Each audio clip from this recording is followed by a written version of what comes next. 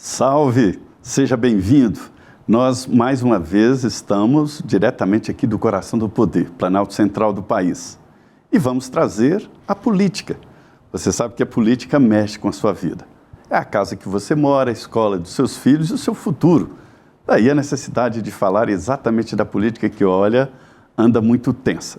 Mas é que emoção anda junto com política, é inevitável. Não há como dizer, tem que parar com essas disputas, é preciso acabar com essas divergências. Não, política será sempre assim em qualquer lugar. E em todos os lugares nós fazemos política, né? No dia a dia, na escola, no seu condomínio. E é por isso que a gente vai falar hoje com o deputado Paulo Bilinski. O deputado Paulo Bilinski tem uma origem na segurança pública do estado de São Paulo, né? E veio para Brasília exatamente para desenvolver um trabalho nessa área. Nós vamos falar muito aqui. Deputado, muito obrigado por estar aqui nos estúdios da Jovem Pan. Obrigado, meu irmão. Obrigado. Deputado, está toda à vontade assim, né, deputado? Acaba de chegar. Correndo do avião, né, o plano era, né, ir no apartamento, colocar um terno, chegar aqui bem apresentável, mas o voo atrasou, a gente veio direto e eu acho que eu estou trajando aqui o traje ideal para o clima de Brasília. Pois é, Brasília tem um pacto esquisito com o terno, né? Todos os lugares aqui, não há como não usar. Eu considero um tipo de macacão. Né? Um macacão. Se pudesse ter uma possibilidade de chegar e vestir o terno completo, porque aqui em Brasília, sempre isso incomoda o senhor? A Polícia Civil de São Paulo, na nossa lei orgânica, eu sou delegado de polícia desde 2012, tem um dispositivo que diz assim, o delegado de polícia ele deve trajar trajes forenses e ele interpreta trajes forenses como terno e gravata. Então, tecnicamente, o delegado de polícia tem que usar terno e gravata todos os dias. E mais ou menos nessa época, dezembro, né, novembro, dezembro, o delegado-geral ele edita uma portaria dizendo assim, olha, devido ao calor, devido ao fato de que nem todas as unidades policiais contam com ar-condicionado, eu vou dispensar o uso de gravata. E eu li aquele negócio e eu pensava, pô, esse calor, e o cara tá me dispensando da gravata, né? Ainda tem que usar paletó. O Dória também tem uma contribuição forte nisso, né? Ele conseguiu romper nisso aí com o fim da gravata. Hoje já se abole a gravata. Eu não sei, eu acho que assim, os meus momentos mais felizes na polícia foi no plantão do Departamento de Homicídios, que eu podia usar roupa tática o tempo todo, era super confortável. O senhor se identifica assim, né? Cara, eu até contei quando a gente estava embarcando para cá, que num certo momento no Departamento de Homicídios, um preso, ele foi assinar o depoimento dele, ele estava no 6º andar, o Departamento de Homicídios ficava no 5º, e eu enxergava a janela da divisão de sequestro da minha janela, e eu vi o preso pulando para tentar fugir. O escrivão passou a algema dele para frente para ele assinar o depoimento, ele viu uma janela e pulou. E ele deu muita sorte, porque a parte interna do prédio, imagina que o prédio ele era um quadrado oco, né? E a parte interna era um pouco mais alta. Então ele não estava pulando diretamente do 6º andar para o térreo, ele estava pulando do 6º para o 4º. E ele sobreviveu à queda e empreendeu fuga. E eu estava ali na minha mesa, né, de terno e gravata, vi o preso pulando e saí correndo da minha mesa, desci as escadas. Quando a gente conseguiu capturar o preso, eu senti um vento gelado nas minhas partes baixas, eu tinha rasgado toda a calça do terno. E aí a minha chefe foi super gente boa, ela falou assim, não, Paulo, você pode ir para casa, né, era começo da tarde. E aí eu enfrentei 1h30 de metrô, né, com as calças rasgadas. Eu acho que esse é o destino. Não é o maior problema que os profissionais de segurança pública enfrentam. Com certeza. Eu tenho falado, deputado, eu vou chamar o senhor assim formalmente, deputado, e de senhor, porque é o cargo. Que é isso? Né, eu sei que o senhor é muito afável no dia a dia, mas vou chamá-lo assim. Eu tenho falado, às vezes até de uma forma isolada, que o policial, quando ele entra para a profissão, passa no concurso, ele sabe do risco de vida. Mas, recentemente, tem um risco muito grande, que é o risco jurídico. Perder o emprego depois de uma certa idade, ele não sabe fazer absolutamente nada, a não ser ser de policiais, né? Por que ninguém se atenta para isso? A segurança jurídica do trabalho policial, ela não está tão somente na legislação, e esse é o problema.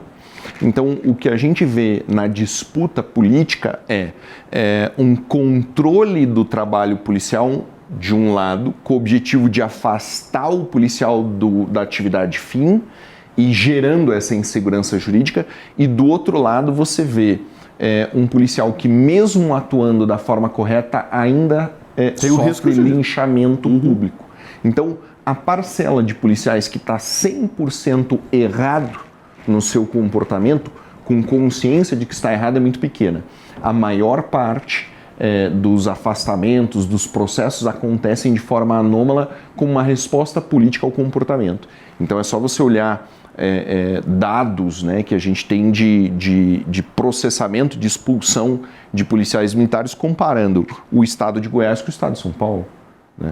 No estado de São Paulo você tem uma demanda de 5.700 novos, na verdade uma entrada de 5.700 5.400 novos soldados da Polícia Militar todos os anos, e não é suficiente para suprir a demanda, porque realmente existe um impulso de afastamento, de demissão muito grande, que é um resultado político, que é um resultado de restrição do trabalho. Você acha que a política está dominando a segurança pública? Não, eu interpreto que politicamente existe uma influência na segurança pública que não é compatível. Não deveria acontecer dessa forma. Quando a gente vê decisões do Supremo Tribunal Federal proibindo operações em morros no Rio de Janeiro. Obrigando o uso de câmera. Obrigando o uso de câmera, obrigando condutas, não faz sentido. O uso ou não de algemas. Você tem ali uma desconsideração do trabalho policial em troca de um posicionamento político. A proibição das operações nos morros do Rio de Janeiro é um absurdo do ponto de vista da análise do profissional de segurança pública.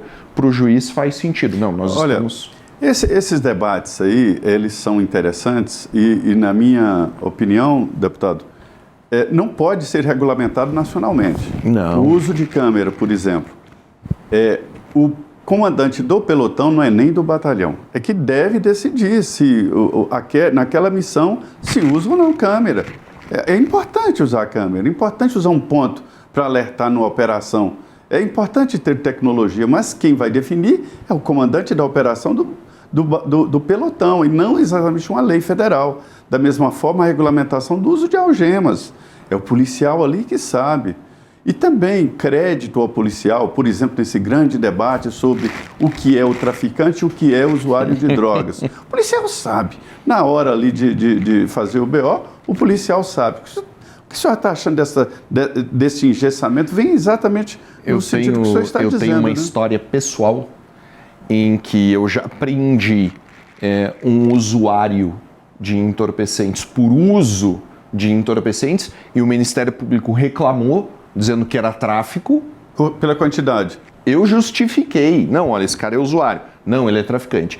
Em outra oportunidade, no mesmo município, eu preendi um traficante justificando que era tráfico e o Ministério Público, não, isso daí é usuário. Então, olha só. Mas por quê? Qual era a... É justamente a interpretação da norma. Então, o policial... Pela quantidade? Quando eles querem descaracterizar o trabalho policial, é muito fácil. Você diz assim, não, o que o policial está falando não conta. O depoimento do policial não é absoluto, não existiam provas suficientes. O que falta para o policial é a compreensão da sociedade, que é o judiciário, que é o Ministério Público, que é a Defensoria Pública, que é necessário um esforço no sentido de promover a segurança pública. Quando a gente fala em segurança pública, a gente coloca 100% do peso dela em cima da polícia, mas ela é 30%. Então, o processo de justiça criminal no Brasil, ele é a prisão e o processamento pela Polícia Militar e Polícia Civil, depois a aplicação da lei penal pelo Ministério Público, pelo Judiciário, pela Defensoria Pública e, por fim, a execução da pena, para garantir que aquela pena realmente gerou a condenação e, quem sabe, a saída. Quando usa a polícia, quando a polícia entra em ação, é que tudo já falhou. Uma série de outras medidas já falharam e o policial tem que entrar na emergência, ou seja, já falhou, né? Um grande debate dessa eleição municipal, eu até fiquei surpreso, porque não se trata de um assunto municipal, foi a segurança pública. Nós estamos em perigo, deputado? O debate municipal ele é muito importante porque ele vem em conjunto com a valorização da municipalização da segurança pública, do guarda municipal. Então, várias cidades em São Paulo, a capital, e várias cidades do interior têm forças municipais de segurança pública, guarda civil metropolitana, guarda municipal, mais fortes e mais numerosas, mais bem remuneradas e mais bem equipadas do que a própria polícia militar. Isso é muito comum no interior de São Paulo. Então, esse debate ele é muito importante porque ele diz respeito ao contato, ao primeiro contato com o cidadão. Um guarda civil metropolitano, ele é da cidade, ele mora na cidade, ele conhece a cidade. O policial militar, o policial civil, ele é do estado de São Paulo. Então, eu trabalhei... lá por acaso. Ele está ali naquele momento.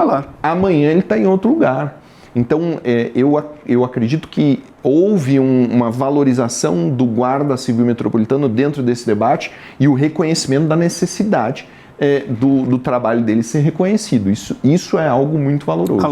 A lógica da segurança pública dos Estados Unidos é exatamente essa, né? Descentralização. Exatamente. Parece que tem 41 mil tipos de polícia, não é 41 mil polícias, 41 tipos, né? São várias, cada a polícia tem... O trabalho desempenhado pela Polícia Federal no Brasil é desempenhado nos Estados Unidos por mais de 140 agências diferentes. Então, essa concentração em poucas instituições é muito negativo. Do meu ponto de vista, quanto mais agências, quanto mais instituições a gente estiver trabalhando o mesmo tema ou pedaços de um tema, mais especialização você vai ter. Deputado, às vezes eu fico com a impressão de que o policial está sob fogo cerrado, fogo político cerrado, né? Sim. Tudo bem, não se pode atirar alguém por uma ponte. Mas o exagero de mostrar aquela imagem, a insistência e tal, dizer a polícia, não foi um policial que fez. Eu pergunto. Mas isso aí já é uma ação contra a polícia.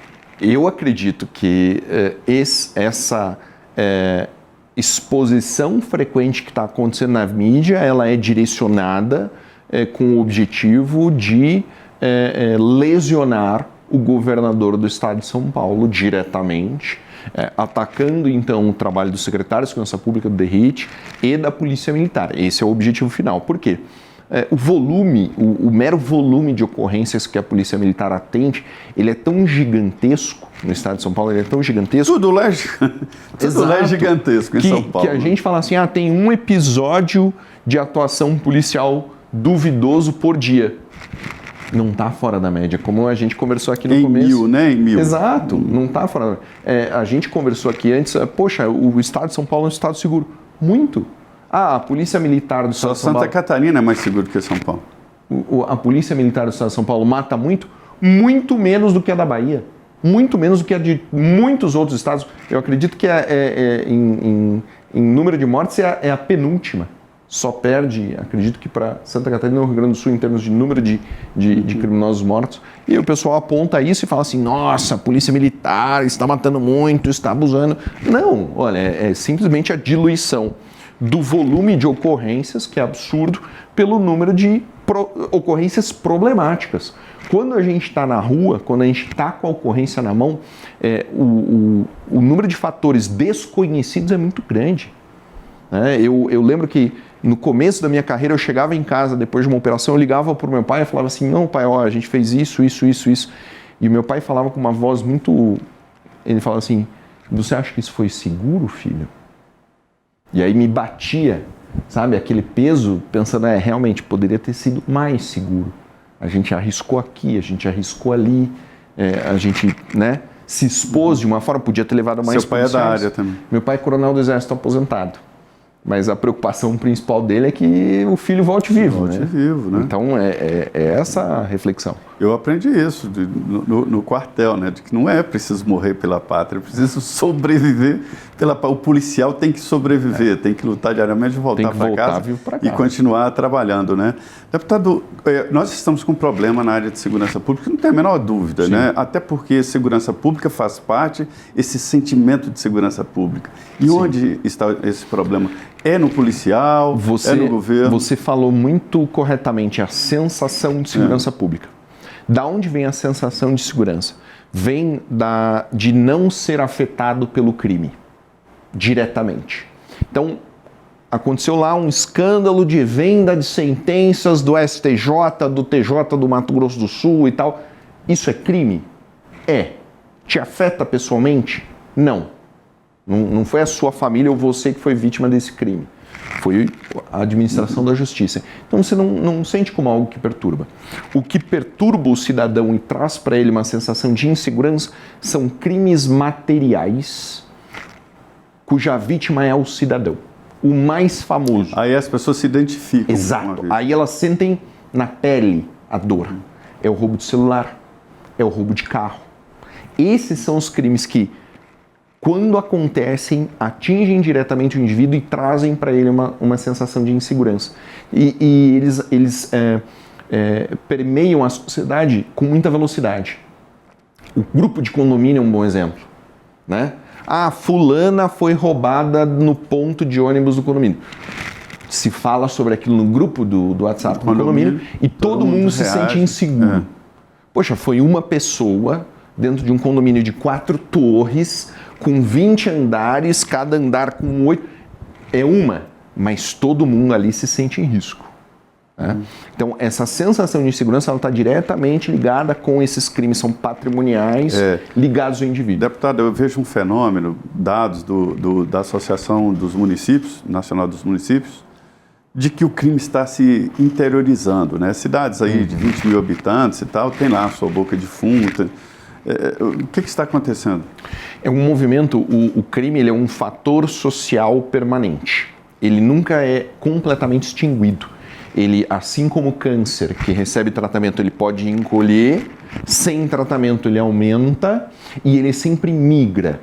Então, na história do estado de São Paulo, a gente teve uma onda de sequestros.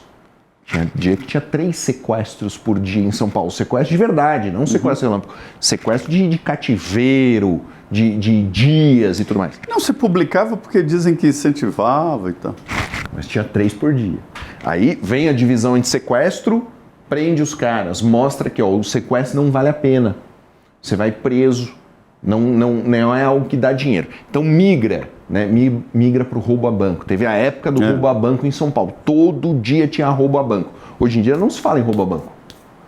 Todo dia tinha roubo a banco. Reprimiu o roubo a banco. Então, criação da divisão de sequestro, criação do grupo armado de repressão a roubos e assaltos.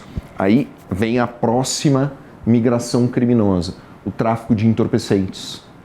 Depois do tráfico de entorpecentes, o que aconteceu que foi um fator que pegou todo mundo de surpresa no Brasil inteiro, no mundo inteiro? Pandemia. Não tinha mais ninguém na rua, não tinha mais ninguém para comprar droga, não tinha ninguém para roubar o celular. O que o pessoal foi fazer? Qual foi a modalidade criminosa que cresce? É o golpe. Golpe do Pix, golpe do e-mail, phishing, ligação, sequestro falso. Então, o crime ele sempre migra. Então, o trabalho policial e o trabalho legislativo na área criminal, ele está sempre atrasado.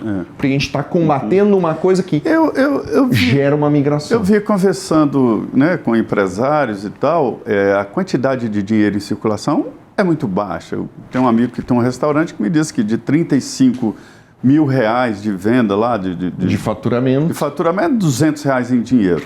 Aí me veio na cabeça imediatamente, então vai acabar o assalto a estabelecimento comercial, né? Tem que passar. Né? Qual que é o problema? 10 anos atrás, quanto que você tinha no seu bolso de valor? Se um bandido chegar hoje, por exemplo, numa padaria, ele vai levar muito pouco dinheiro, porque tudo é cartão. Mas ele vai levar todos os celulares de todas as pessoas que estão ali. E aí você tem um celular que vai lá de 2 a 3 a 5 a 10 mil reais. Sim. Quando que você tinha 10 mil reais no seu bolso 10 anos atrás? Ninguém andava com esse dinheiro.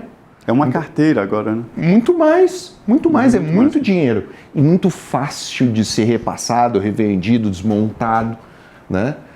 Então, esse é um dos problemas do celular. Hoje que está em alta é roubo de celular.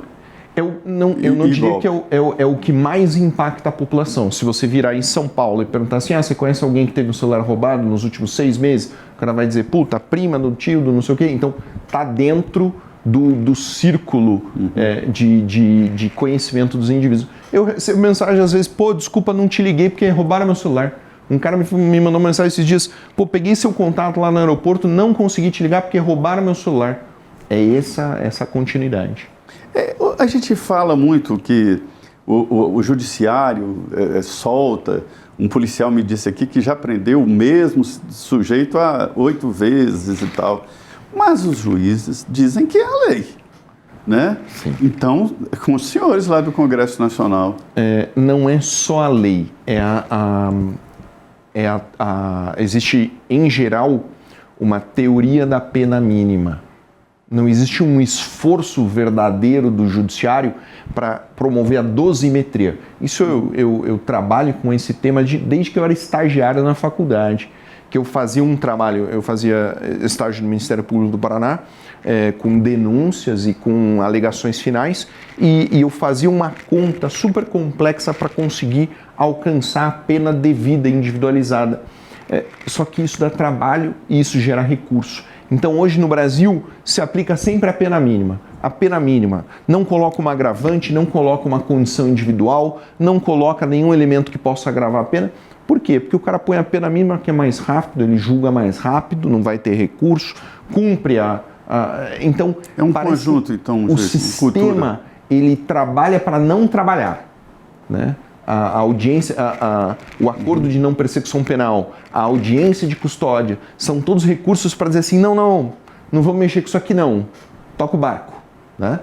Mas a criminalidade está acontecendo, porque qual que é o verdadeiro motivo do criminoso continuar na vida criminosa? Entrar e continuar. Ele verificar que vale a pena. O principal motivo da criminalidade no Brasil não existe desestímulo, que é um raciocínio econômico. Se a gente a economia do crime, né? Exato, é um raciocínio econômico. Se o cara pensar assim, olha, se eu roubar um celular eu vou ficar 5 anos em regime fechado, sem ver a minha família, sem ver a minha mulher, trancado numa cela com 40 homens, eu acho que não vale a pena, eu vou carpir aquele lote lá que é melhor. Né? Mas não é essa a realidade. A realidade é que a chance dele não ser preso é muito grande. Se ele for preso, a chance dele ser solto é enorme. Se ele não for solto, a chance dele ser condenado a uma pena privativa de liberdade é mínima. E se ele for, a pena vai ser muito baixa. Então vale a pena. A economia do crime hoje é essa. O crime no Brasil, ele compensa, ele vale a pena. Ele é uma carreira de sucesso. Agora, isso não é um discurso de incentivo, não? Porque falando assim dá a ideia de roubo que vale a pena. Eu estou explicando. Entendi. Eu estou explicando por que a criminalidade continua. Então, qual que é o processo? O que a gente faz para diminuir verdadeiramente a criminalidade no Brasil? Você torna o crime algo extremamente desgastante. Exatamente. Você termina com a progressão de regime, você termina com a audiência de custódia. Eu sou relator desse projeto na CCJ. Então, você tem que tornar o crime algo extremamente prejudicial. O cara vai pensar 50 vezes antes de pegar um celular dentro da bolsa de uma senhora no ônibus. Ele vai pensar, caramba, se me pegarem 5 anos na jaula, no seco, sem sair, sem progressão, sem visita íntima, sem nada. Agora eu estou tentando lembrar qual foi o estado, acho que foi Minas Gerais, que proibiu o cigarro na cadeia. Isso é ótimo. Quanto menos benefício o preso tem, menor a chance dele voltar para lá. Ele vai pensar 10 vezes. Dizem que tem preso que se acostuma, né? No Goiás não tem visita íntima. Esteve aqui no nosso programa aqui, o Ponto Final, o senador Sérgio Moro, que foi na Ucrânia, e o senhor também foi, né? Qual foi a sua percepção lá?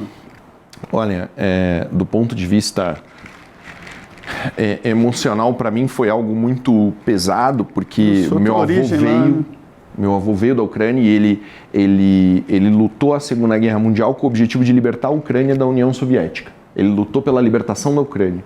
Ele não conseguiu libertar a Ucrânia. Ele veio para o Brasil. Ele veio para o Brasil porque o pai dele, meu bisavô, já tinha sido condenado pelo regime soviético à morte.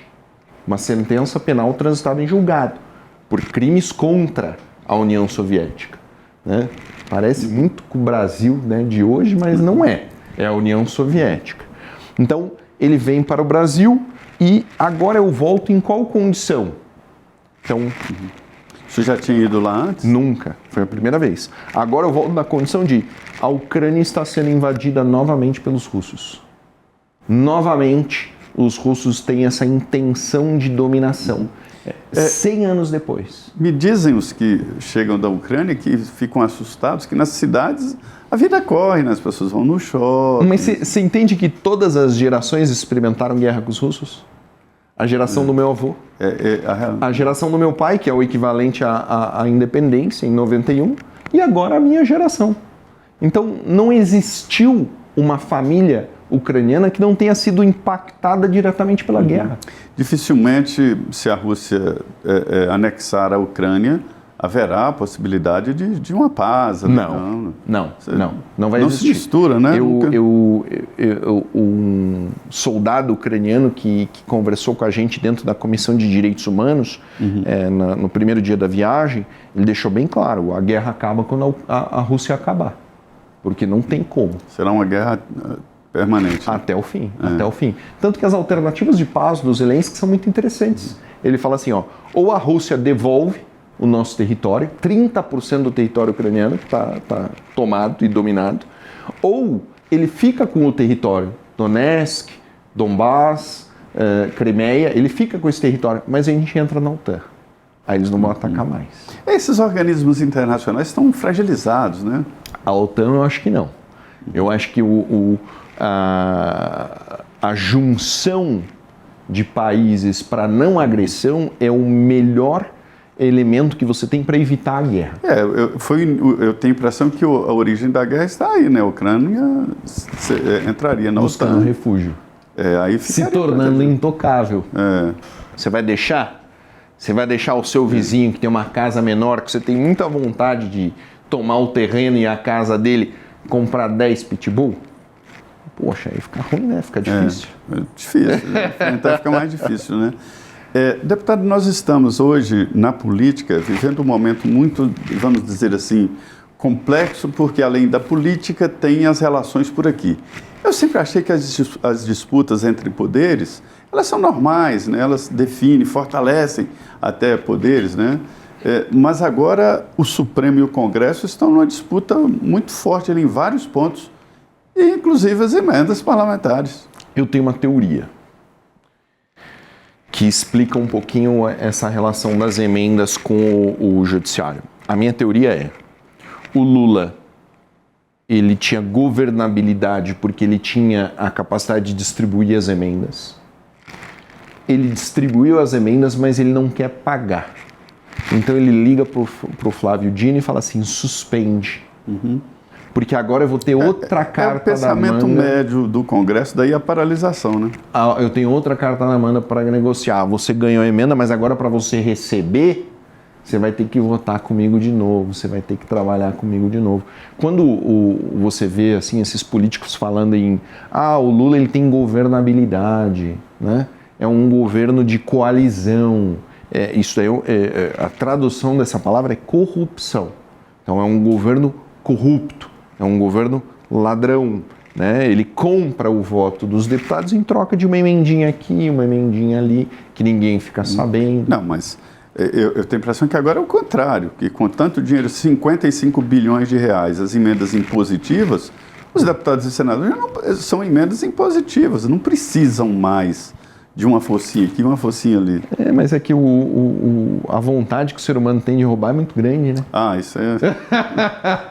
Ainda mais o ser humano que habita aqui. Exatamente. Essa região aqui do Congresso Nacional. Exatamente. Você viu aquele dia emendas... que passou uma ratazana no teto da Câmara? Sim. Lá por cima, o pessoal foi lá, prendeu a ratazana, colocou, aí mandaram uma foto no grupo da ratazana. Não é uma ratazana, é aquele rato grande, como é que chama aqui de Brasília? Tem um nome específico. O Saruê, né? Saruê, isso. Aí mandaram a foto do Saruê dentro da jaula e eu falei assim, caramba, eu nunca achei que eu ia ver um rato preso dentro da Câmara dos Deputados. É a primeira vez. Pois é. Né? É a casa que o senhor habita lá. Opa, é a diferença, né? Quando eu era delegado, o bandido estava do outro lado. Agora tá do lado ali, tá apertando sua mão. Tá certo.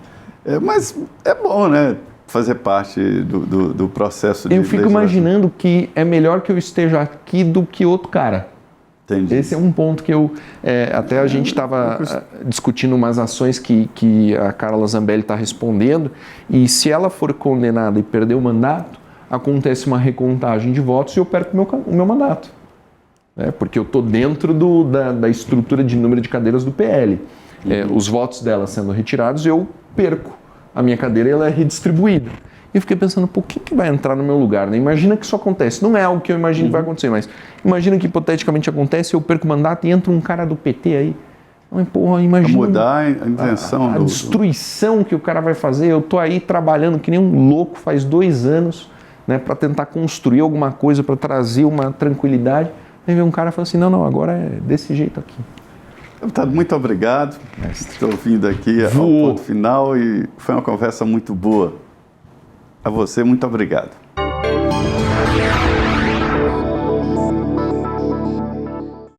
A opinião dos nossos comentaristas não reflete necessariamente a opinião do Grupo Jovem Pan de Comunicação.